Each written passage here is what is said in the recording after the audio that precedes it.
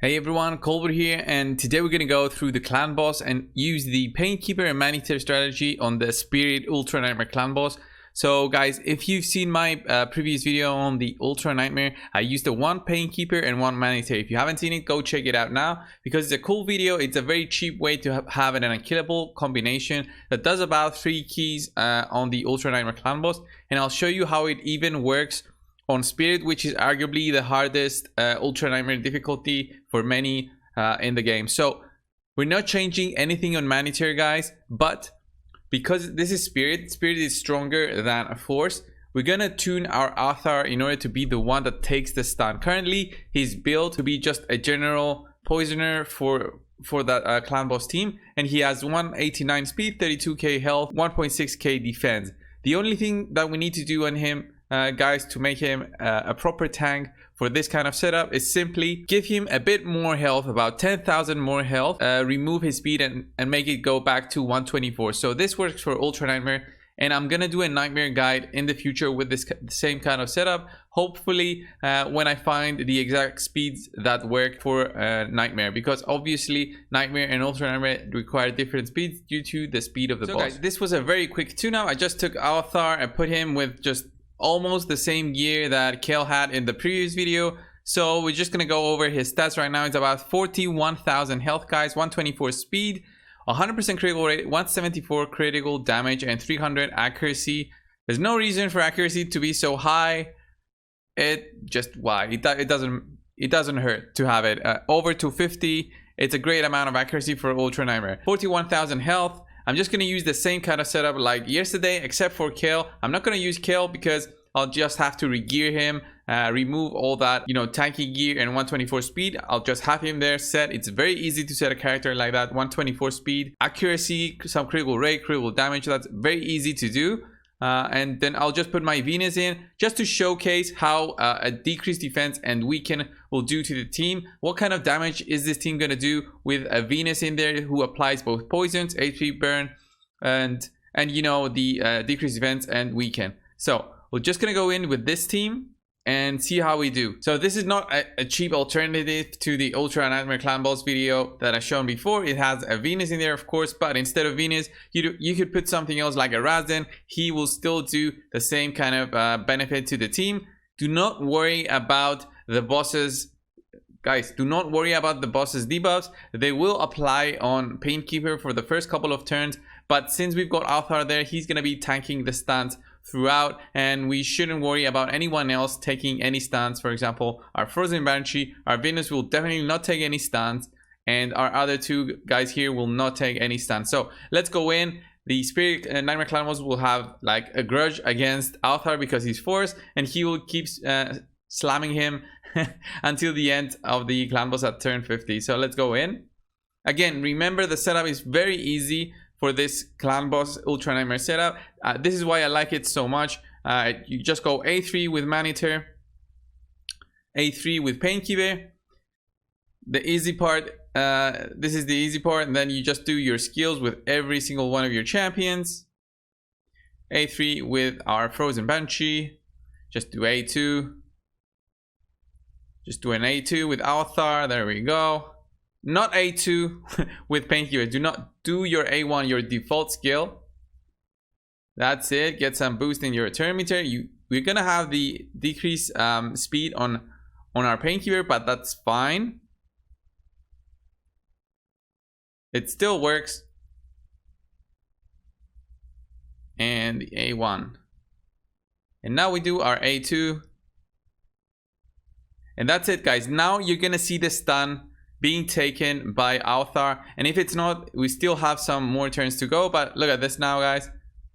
So there we go, debuff blocked, and this is how it should go for the remaining of the fight. We're still in turn 3, so up until turn 50, this is how the team is gonna react. So the first AoE is not the strong one. We've got an increased attack on the boss, but we really don't care. So we also have a decreased defense and a weaken, guys, this time around. And you're gonna see maybe possibly more damage than before, but I don't think so. I think this team will still do about 26 million because I've done a similar team before using Venus. I haven't tried something like a Razin in there with totally damage gear, like critical damage sets, 300% critical damage. I haven't tried that, so that might even get me higher than that. There's still a lot of work to do on this kind of team because it's just Maneater, Painkeeper plus 3 DPS, guys. Nothing else. Your 3 DPS can be whatever you like, and you can try whatever you want in there as long as you know who to set up as your slow target. Your slow target needs to be just a weak affinity when you're in the affinity stage, or just 40 to 42,000 health. I found it's the sweet spot in this kind of setup. Of course, the speeds are what they what I've showed you in the previous video. So 254 on Maneater, 240 on Painkeeper, 189 and 188 on Venus, and Frozen Banshee. Frozen Banshee is not a necessity, but she's like the best poisoner in like rare status in the game. Even from epics, I think she's better. But still, this kind of setup is just Painkeeper, Maneater plus 3, and you can do whatever you like. So we're still in turn 13. I'm gonna be working on this kind of setup to try and make it work for Nightmare, because I had a lot of requests by everyone on how would this work on Nightmare Cold Brew. So this is what I'm gonna answer in the following videos. It might not be tomorrow or the next couple of days because I've got other videos planned out, but it will be in the future. So subscribe to know when I'm gonna release that kind of video. So first AoE, look at that, everyone is getting equalized. That's the important part. When you get equalized in health, you just go when you get equalized in health, you just go with your heal with Painkeeper. Then everyone is at more health percentage than Althar, and Althar will certainly get the stun. And if that was not the case, he would still get the stun because Althar is also weak affinity versus Spirit. So when we take a look on the debuffs on the clan boss right now, we've got a decreased attack. We don't want a decreased attack. We don't care about decreased attack. So this is probably why I'm going to try and drop accuracy on Maneater. I don't know why he has accuracy, but I'll just take a look. But yeah, see, our poisons are just basically gone from the boss, which means there's potential there for like tons more damage. Since if you have a Vizier who extends debuffs, then this might work even better. So have that in mind, guys. A Vizier might work even better in this kind of setup. So guys, I'm gonna skip this to the end to turn 50 and we'll see how much damage we did. So guys, we're back. We are at about turn 47. We're actually going very well. I didn't expect this because the last time I tried a Venus setup, it went to about 26 million. So this one's at 27, probably gonna finish at around 28 and a half. So let's see. We still have all our poisons on. We've got defense down and weaken. And this is the last turn, 28 point something, I'm guessing. So yeah, there it is, guys. 28.78. This is my, my best result on this clan boss. But let's see our damage overall. Like Althar, the target that was getting stunned all the time, the target that's slow, did 8 million damage, guys. Frozen Banshee did 8.3. She wasn't slowed down at all. She was just gushing out poisons all the time. Painkeeper and Maneater did 2.4 and 2 million respectively, which is good because I haven't touched their gear in terms of critical rate, critical damage. I didn't care about that really on them. And Venus did a 7.9 with just an extremely defensive set of gear. So if I put her with critical rate and critical damage, maybe I could get this higher. But the two key target guys on Ultra and Nightmare would be about 36 million. 36 million would be around the two key points. So 36 times 2 would be 72. You need 70 point something for that one key. So you need half of that for that two key, and so on and so on. So this is the result on the Spirit Ultra Nightmare. So the next part of this video will be just going through alternatives you can use for the Spirit, Force, and Magic Ultra Nightmare boss that you probably have somewhere around in your vault. So let's go and check them out. So guys, now we'll talk about the different setups that you can use to beat every single one of the affinities. So specifically when it's Spirit, as you saw guys, I used Althar. Althar, because he is Force, he's gonna be weak versus Spirit. That's a very important point. It makes your job very easy in order to create that tank, the target that's gonna be stunned every single turn. Even at turn 1, he's gonna be keep getting stunned there every single turn up to turn 50. It's much easier if you use a force champion. Great poisoners, examples of great poisoners are Althar in there. We also have the free-to-play champion you get from day 60. Yaga, I'm just going to find him there.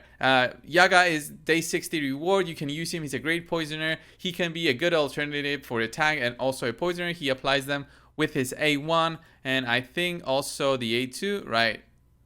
Okay, and damage increased by 25% against targets under poison debuffs. I don't have Yaga maxed out, so I can't tell about his damage, but probably this can be high because this is an unkillable setup. You can put as much critical rate and critical damage as you want. Survivability is not just not needed. You don't care about defense on the tank target. You can use Yaga there with a great deal of damage, accuracy, and he's going to be great. The same thing with Avatar. The same thing with Arrhenius. She's used for the Raz infusion, but she's also a great poisoner. Applies a poison at 100% chance when you have her fully booked, and she also extends the duration of debuffs by 1 turn. So you're gonna be decreasing her cooldowns and also extending the duration of your debuffs. So she can potentially be a great alternative for your team in there. Apply more poisons, extend their durations. She'll be getting reduced cooldowns all the time through Painkeeper, but she'll also be tanking, so she'll be losing a turn there. She's a good alternative. Of course, guys, anything that's force can be used there, not only poisoners. You can use something like a War Chief if you want, but I've tried this, as you see, 124, but it just doesn't do damage. You can even use a Battle if you're crazy enough to just strip your Battle for more hit gear. You can use Gerbtug, you can use anything, guys. Anything goes. Actually, I wouldn't recommend Gerbtug because he's gonna poison your team and then kill them, and he also heals, so he might mess everything up. So next up, guys, it's gonna be versus Magic Affinity. So versus Magic Affinity, your force that we just mentioned is gonna be your strong affinity. It's gonna be the ones that are gonna be applying all the debuffs consistently. They won't get a weak hit, so they won't have a bad time versus the boss. So the force poisoners are gonna have much better time. For example, if you use Banshee there for your main damage dealer, Banshee will have trouble in sticking her debuffs because she will just be weak affinity. There's 35% chance, and if she does not do her A3 on the boss, then she won't be doing any poisons.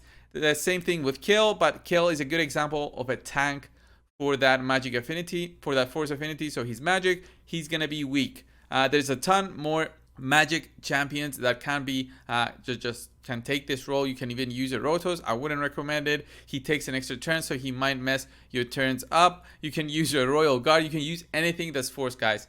This is the main concept of this whole setup. Is just Painkeeper, Maneater plus 3.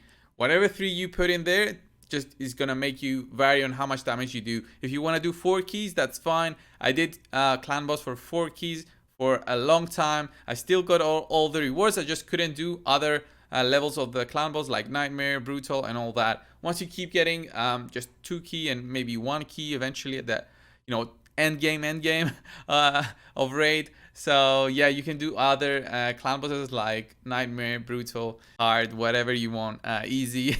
You can do those. So guys, by now you should have figured out how important each affinity is versus their strong or weak affinity. So you can use the respective champions to be the stun target. Of course, you can try to tune their health, even it's just using Kill versus Spirit and use him as a tank, but it's gonna be very hard for the Spirit affinity to pick Kill, for example, as the stun target, since it will have the option of either Painkeeper or Maneater. You don't really want to risk it there. It's 50 turns, it's a very long duration, and you're basically going to be risking a key when you're using a strong affinity as your just stun target.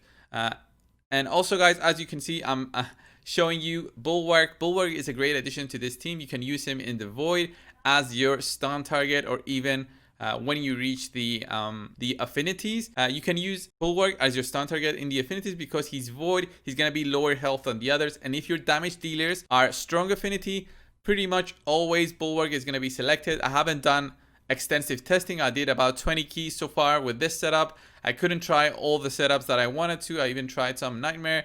That was failing a lot, so I'm gonna try it more in the future and give you guys a video with the Nightmare speeds for this kind of setup with Painkeeper, Humanitarian plus 3 DPS. So yeah, my Bulwark, guys, is a great addition to this team because of his passive. When attacked, has a 30% chance of extended duration of full debuffs on the attacker. This is great because it extends all those poisons, possibly your defense down and weaken, and makes your team do way more damage than usual. And also he applies an HP burn and does a 15% weaken, the version of the 50% weaken. So if you don't have a champion that applies weaken, Bulwark is gonna be it. He's a good alternative as the stun target. So guys, thanks a lot for watching. Subscribe if you haven't already. Leave down in the comments on what you want to see other from this kind of setup. If you want me to try a specific setup with the champions that I have that I showed right now, and you don't have or are thinking to level up, then just leave it down in the comments. Give me your thoughts on this team. Have you tried it out? Has it failed? Why? You can always join my Discord channel. I always help out new joiners in there when they want to try a clan boss team or a dungeon team or whatever. There's a ton of us in there, and if you have a question, we'll answer it. So thanks a lot, guys, for watching. Subscribe if you haven't already, and I'll see you in the next one. See ya.